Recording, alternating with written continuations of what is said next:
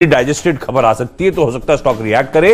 तो strict stop loss के साथ ट्रेल करिएगा स्टॉप लॉस को। आज डी डे है बीपीसीएल के लिए आज से, और बाजार बंद होने के बाद आया तो कल सुबह रिविजिट करेंगे। हमने अगर होल्ड करा, चलता चला गया दिन के दौरान, तो फिर देखेंगे क्या डिविडेंड का आंकड़ा है, उसके बाद उस पर कॉल लिया जाएगा। लेकिन इसको जरा सा स्मार्टली ट्रेड करने की जरूरत। अच्छा, पहला सेल कॉल है आज की टीम का टाटा कम्युनिकेशन। बहुत ऑब्वियस रीजन, सरकार फाइनली वो डी डे आ गया है जब अपने आप को एग्जिट करने की तैयारी कर रही है। कल शाम को दीपम के सेक्रेटरी साहब ने ट्वीट कर दिया कि आज वो ओएफएस खुलने जा रहा है। आज नॉन इंस्टीट्यूशनल, कल हम रिटेल की बारी होनी है।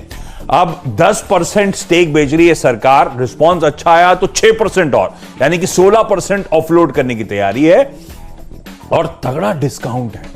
मेरे ख्याल से कल की क्लोजिंग से 10% डिस्काउंट पे ये ओएफएस लाने की तैयारी हो रही, फ्लोर प्राइस जो है।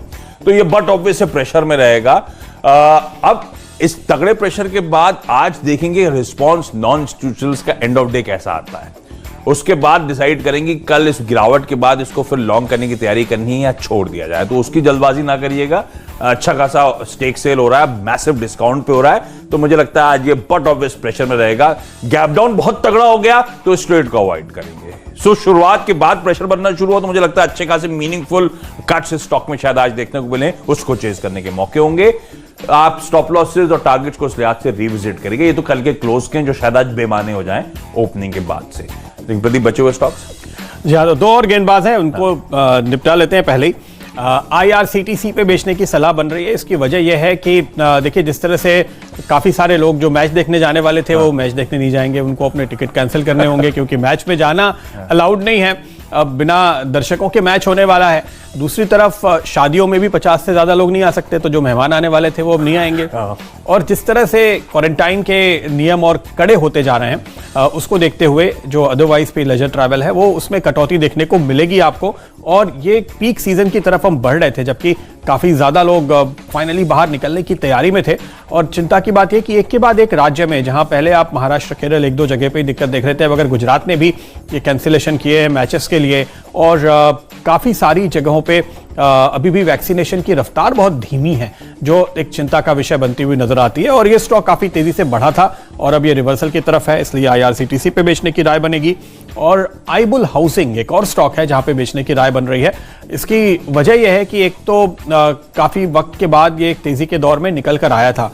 अब फिर से जिस तरह का एग्रेशन सरकारी बैंकों ने दिखाना शुरू किया है, बैंक ऑफ बड़ौदा ने देखिए एक रेट कट की घोषणा की है, उसको देखते हुए इन कंपनीज के लिए दिक्कत बढ़ती हुई नजर आएगी, ऐसा लगता है।